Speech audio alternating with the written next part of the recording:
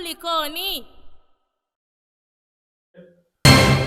Bwana, mambo vipi wana kulikoni? Karibuni kwenye kipindi chetu cha Kilongalonga. Upige simu tuelezeane matatizo mbalimbali, tunasaidiana ushauri wa hapa na pale. Jamani, tuna mambo mengi sana, tuna vitu vingi. Kama umegombana na mpenzi wako, kama umetapeliwa nyumba, kama umetapeliwa gari, kama umedhulumiwa, matatizo ya huku na kule, oya jamani, tunasaidiana jamani. Karibuni sana, mje mpige simu tupeane ushauri wa huku na kule, tupeane mambo mbalimbali.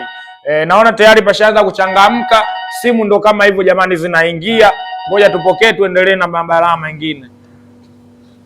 Halo, mambo. Poa, unaitwa nani? Unapiga simu kutoka wapi? Naitwa Alima, napiga simu kutoka Buguruni. Alima, unapiga simu kutoka Buguruni. Karibu sana Alima kwenye kipindi chetu cha Kilongalonga. Asante, naongea na Rashidi wa Uswazi. Ya, ndo mimi hapa Rashidi wa Uswazi. Niambie.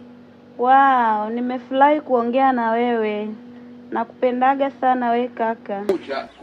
Unanipenda mimi? We handsome, tena star. Haujui? Hii ni maajabu.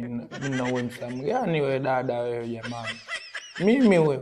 Alafu nataka nikualike tukutane hata bar, tupige hata story. Yaani unataka unialike tukutane bar upige story na mimi?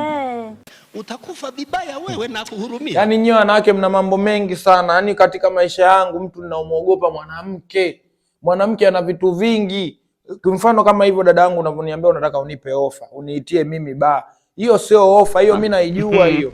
Kwa sababu mwanamke anapokuitia bar, anakuambia anataka akupe ofa. Anakuagizia bia ya kwanza, bia ya pili, bia ya tatu, anamrudishia shoga yake meseji.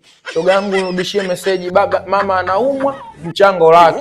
Mtoto chozi hili, hujachunwa bado. Sasa hivi mnachuna kisasa, mimi naijua hiyo. Unipate dada yangu hapo, nenda kajaribu sehemu nyingine. Mbavu nakata na simu. Basi inatosha. Tena nimekupenda kwa sura gani? Mradi huu unadhaminiwa na mpango wa ruzuku wa Feel Free na Nafasi Art Space kwa msaada wa ubalozi wa Uswizi nchini Tanzania na ubalozi wa Norway Dar es Salaam.